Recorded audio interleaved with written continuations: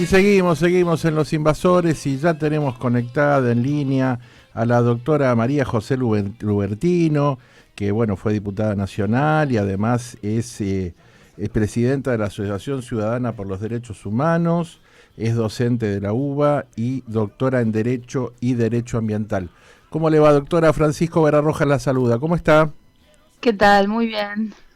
Bueno, le pido disculpas por la demora porque se nos fue un poquito el tiempo, pero Tranqui. me gustaría charlar con usted un poco primero sobre el tema del financiamiento universitario, digamos la decisión de la Corte de exigirle al gobierno que empiece a cumplir con algunas partes de la ley, ¿no?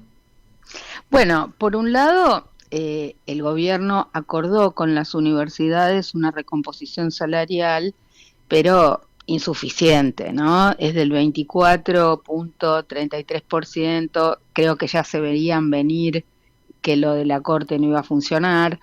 O sea que hay un aumento salarial del 24%, un aumento del 20% en gastos de funcionamiento Ujú. y 50.000 millones para hospitales universitarios. Pero después de eso, la Corte Suprema dejó firme una medida cautelar que obliga al Estado a actualizar salarios y becas según la ley de financiamiento. Entonces, la recomposición acordada con el gobierno a principios de junio, que es un acuerdo entre el Poder Ejecutivo y el Consejo Interuniversitario Nacional, desesperados, firmaron un acta que incluyó esos puntos de mejora, pero obviamente, si estamos hablando de que desde que asumió Milei se perdió un 50% del valor real de los salarios docentes y no docentes, esta recomposición del 20, que además va a llegar en septiembre, digamos, Claro. no cumple con la ley de financiamiento educativo. Entonces,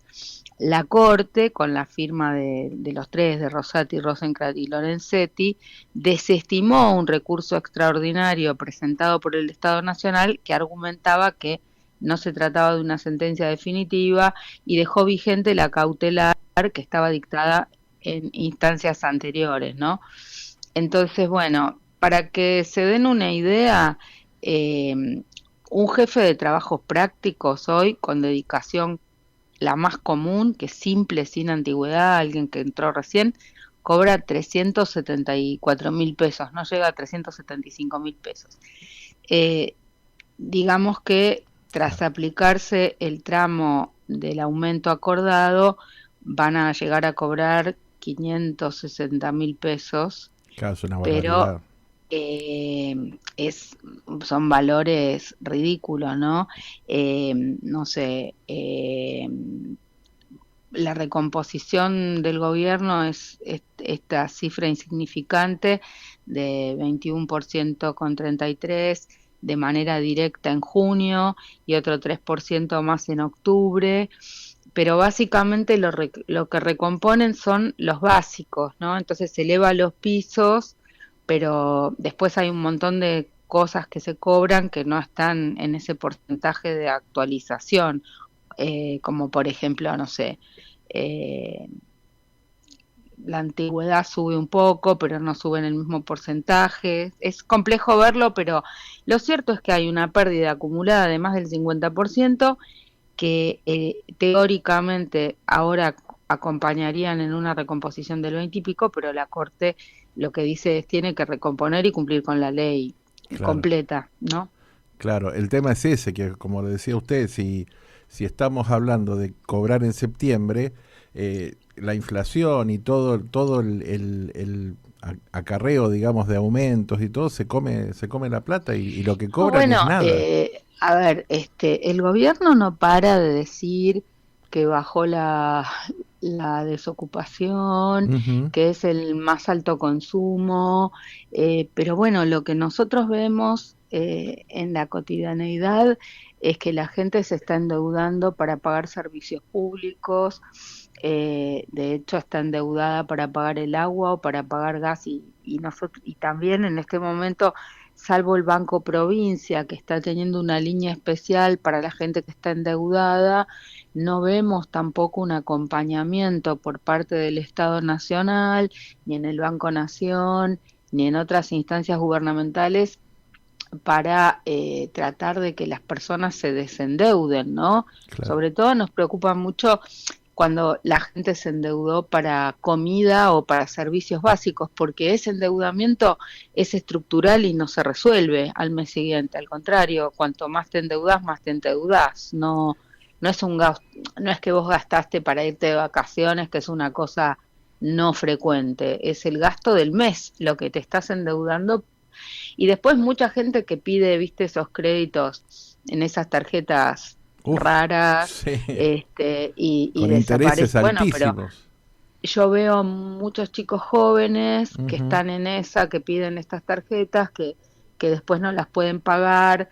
Bueno, pero eso en algún momento vas a tener un problema porque te van a pescar, te van a perseguir, te van a cruzar en el uso del celular o en algún trabajo que quieras ingresar, porque empezás a figurar en listas negras que en algún lugar, digamos, por muy precarizado que estés, en algún lugar te bloquean, ¿no? Claro. Entonces, eso es muy duro y bueno, estamos con aumentos de servicios públicos galopantes, y ahora como de manera automática, ¿no?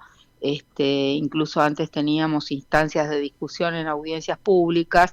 Las últimas audiencias públicas en servicios lo que hicieron fue legitimar que haya una actualización automática mensual conforme a la inflación. Entonces es algo que no para, no se detiene, ¿no? Es a su vez como infla la bola inflacionaria. Sí, y además, como decía usted, el tema este de los préstamos del Banco Nación, y después medio gobierno saca préstamos por 20, 30 millones sin ningún aval y Bueno, no a pasa ver, nada. no lo quiero desviar del tema, pero digo, No, la lo desvié yo, ¿eh? grave es que Sí, estamos viendo la situación de personas endeudadas porque no llegan a fin de mes o porque no pueden pagar, no sé, ahora la calefacción, el gas, sobre todo los que ahora tienen calefacción eléctrica, que es lo más habitual, ¿no? La gente se está calefaccionando más con electricidad, porque hay edificios incluso que no ponen gas, y eso tiene unos costos altísimos. Y frente a eso, alguien que no llega a fin de mes, que es lo que la gente contesta en las encuestas, vemos, no sé, lo de Adorni, el 3% en relación a las personas con discapacidad que el otro robaba sí. en Landis, no sé, los bolsos o los cajones de Insaurralde, o sea, es como, bueno, muy fuerte, ¿no? Y por otro lado, porque nos distraen con el caso Adorni o con el, no sé, con el guardarropas de Jessica Sirio, con la Sí, tele todo el día con eso, pero en realidad los que están ganando y lo que está sucediendo son reformas legislativas y por decreto estructurales que van a significar pingües negocios para las empresas más concentradas de la economía. O sea, van modificando el patrón de acumulación de Argentina en favor de el extractivismo minero, inmobiliario y las empresas de servicios privatizadas que nunca pierden. Entonces, en ese marco también ahora la privatización de AISA, ventas de tierras en todo el país, la reforma a la ley de glaciares, la reforma que quieren sacar ahora a la ley de tierras y esta reforma que llaman de la inviolabilidad de la propiedad privada, que tiene una reforma a la ley de tierras que permite la extranjerización de la tierra. Bueno, son cosas muy graves que además, no sé, la concesión de AISA es por 30, o sea, la venta de acciones es un plan por 30 años, o sea, son cuestiones que después son muy difíciles de revertir, ¿no? claro. Nosotros ya vivimos la experiencia de la privatización en su momento de obras sanitarias, tuvimos una mala experiencia, se revirtió.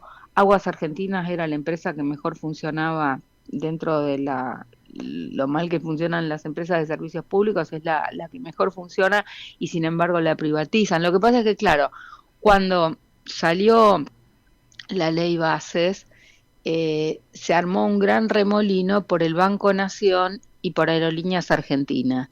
Y la AISA quedó como pasó desapercibida cuando se votó eso, ¿no? O sea Sí. que se acuerda que hubo una gran resistencia para no a la privatización del Banco Nación y para que no vendieran Aerolíneas Argentinas, con una gran movilización pública. Bueno, y AISA pasó desapercibido y ahí es en esta ley que pasa ahora lo que pasa, ¿no? Pero bueno, hay un amparo presentado en Provincia de Buenos Aires con este tema, vamos a ver qué sucede. Sí, Hay una medida estaba leyendo justamente parte de la presentación de la Defensoría del Pueblo de la Mm, provincia de Buenos Aires, donde sí. hablan de el peligro de que se reduzcan las exigencias regulatorias y se posterguen inversiones consideradas estratégicas. Estamos hablando del Sí, corazón de una empresa. sí, sí, sí. Mira, nosotros, nuestra organización, la Asociación Ciudadana por los Derechos Humanos, es también una organización de defensa de derechos de usuarios y consumidores, y nosotros formamos parte de la Sindicatura de Usuarios del ERAS, del ente regulador Ujú. del agua, ¿no? Es un trabajo voluntario que hacemos desde hace muchos años, pero las principales críticas a la privatización de AISA, de Aguas y Saneamientos Argentinos, se centran en el riesgo ambiental, en la suba desmedida de las tarifas que puede venir, Sí. en el peligro de desinversión en zonas vulnerables y en el recuerdo negativo de la gestión privada de los años 90, ¿no? Ujú. Eh, y bueno, hay muchos cuestionamientos, está el amparo de la provincia de Buenos Aires, nosotros las organizaciones ambientalistas estamos presentando también un cuestionamiento al pliego licitatorio por los pasivos ambientales, junto con la Fundación Ambiente y Recursos Naturales, junto con el Foro Hídrico de Lanús, junto con la Fundación Ambiente y Medio. Y, pero en principio la cautelar que dictó la Justicia Federal de La Plata ordena suspender el proceso de privatización, eh, y lo que dice es que los pliegos omitieron un análisis integral sobre el pasivo ambiental y el impacto sanitario de la transferencia. En ese sentido es lo que nosotros vamos a ampliar con nuestra demanda, que ya la firmamos ayer y estamos en eso. El riesgo hídrico, hay una investigación de la Universidad Nacional de General Sarmiento que advierten que un operador privado podría priorizar expandir la red de agua potable, que es más barata y más rentable, sin ampliar los desagües locales necesarios, quebrando el balance hídrico en el AMBA. Esto es una investigación de la Universidad de General Sarmiento. Después, el otro tema grave es la posibilidad de corte de los suministros. Nosotros, las organizaciones de usuarios y de consumidores, hicimos una presentación al ERAS y también nos reunimos con el actual presidente de AISA para manifestarle nuestras dudas sobre el manual del usuario, porque para hacer atractiva la venta hay una potencial autorización al corte del servicio ante la falta de pago, y esto afectaría de manera dramática a los más vulnerables, ¿no? Porque además el acceso al agua es un derecho humano básico para el consumo. Exactamente. Después, tenemos miedo que haya una dolarización encubierta y haya un aumento de tarifas. Vos pensás que AISA presta servicios no solo en la ciudad de Buenos Aires, sino todo el AMBA, ¿no? Claro. Estamos hablando de 17, 20 millones de personas. O sea que tiene un impacto muy, muy grande. Después, la desinversión, la potencialidad del abandono de las obras que no son rentables, eh, que queden relegadas las metas de universalización del servicio, porque las corporaciones privadas evitan realizar obras de infraestructura costosas en zonas periféricas poco rentables, ¿no? Y recordemos que en el AMBA y en la Ciudad de Buenos Aires todavía hay gente que no tiene acceso a agua y cloacas. Claro. En la Ciudad de Buenos Aires misma, más de 20.000 personas no tienen acceso a agua y cloacas. Es algo verdaderamente inhumano e incomprensible a esta altura de la civilización. Y después, el patrimonio está subvaluado. El valor de 500 millones de dólares estimados por el Ministerio de Economía no contó con la tasación oficial del Tribunal de Tasaciones de la Nación, y entonces implica como rematar activos estatales por debajo del costo real, ¿no? Claro, y como siempre nos quedamos con la deuda nosotros y el concesionario se queda solamente con la rentabilidad. Bueno, eso ya lo vivimos Claro. en distintas experiencias, y además está este antecedente de Aguas Argentinas, ¿no? Ujú. Ustedes recordarán la privatización menemista a la operadora Suez de Sí. Francia, la que terminó después en una rescisión de contrato en el 2006. Yo justamente participé como diputada nacional de la rescisión de ese contrato, debido a los sistemáticos incumplimientos de inversión, caídas de presión, deterioro de la calidad del agua. Y por eso desde la sociedad civil también estamos en una campaña del agua no se vende, eh, y no a la privatización de AISA, dentro del mismo grupo de quienes venimos postulando la campaña plurinacional del agua para la vida. Ujú. Venimos empujando un proyecto de ley sobre agua, que reconozca el agua como un derecho humano, pero también como digamos, un sujeto de derecho de la naturaleza. Y somos parte también de todos los que movilizamos en contra de la modificación de la ley de glaciares, Ujú. que ahora está judicializada. Y bueno, por supuesto nos preocupa y nos afecta, eh, que se avance con esta licitación pública nacional e internacional que vende el 90% de las acciones actualmente estatales, ¿no? Eh, este esquema le da la concesión por 30 años, prorrogable por 10 más. O sea, estamos hablando de 40 años para atraer un operador estratégico, y se hablan de algunas empresas que no nos parece que tengan la trayectoria en la materia, ¿no? Sí. Se postula aparentemente un grupo Edison Energía, que está integrado por la familia Neus, que es un conjunto de accionistas que son los de Habana, Newsan, que es una fábrica de heladeras y electrodomésticos.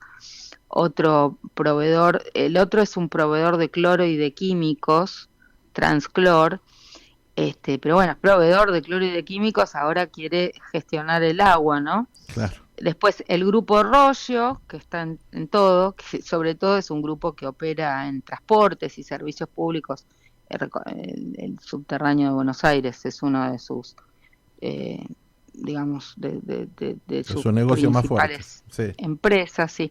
Después vienen dos grupos brasileros, uno que ahora es la empresa de saneamiento del estado de San Pablo, y otro es la Red de Saneamiento de Brasil. Son dos empresas privadas, una de San Pablo y otra de Río de Janeiro, que se probablemente mirarían, están con interés en Argentina. También se habla de la compañía estatal de agua israelí Mekorot. Esto despierta particularmente críticas por parte de muchos grupos ambientalistas, lo que nos dijo el presidente de AISA, que Mekorot no podría participar porque hay una cláusula específica que prohíbe que sea una empresa estatal de otro país, pero bueno, habría que verlo, no sé si se van a presentar o no. También hay formas encubiertas de presentarse, porque pueden asociarse con otra empresa, Claro. aparecer como un consorcio, no Las sé. famosas Y UTES. después, por eso, y Sí. después hay un consorcio de franceses que aparecen como otros interesados, Saur y operadores franceses. Vamos a ver qué sucede. Dicen que la apertura de sobres va a ser el 27 de agosto, pero por supuesto hay que ver cómo evoluciona el amparo en provincia de Buenos Aires y este otro amparo que vamos a estar presentando por el contenido de la licitación, ¿no? Excelente, doctora Blubertino. Vamos a seguir tratando el tema porque es un tema que es muy interesante. Así que quedamos para otra nota y le agradecemos muchísimo que haya estado hoy con nosotros. No, gracias a ustedes, gracias por interesarse por estos temas que a veces no aparecen en la televisión o en otros medios. Gracias. No, gracias a usted. Hablamos con la presidenta de la Asociación Ciudadana por los Derechos Humanos, María José Lubertino. Y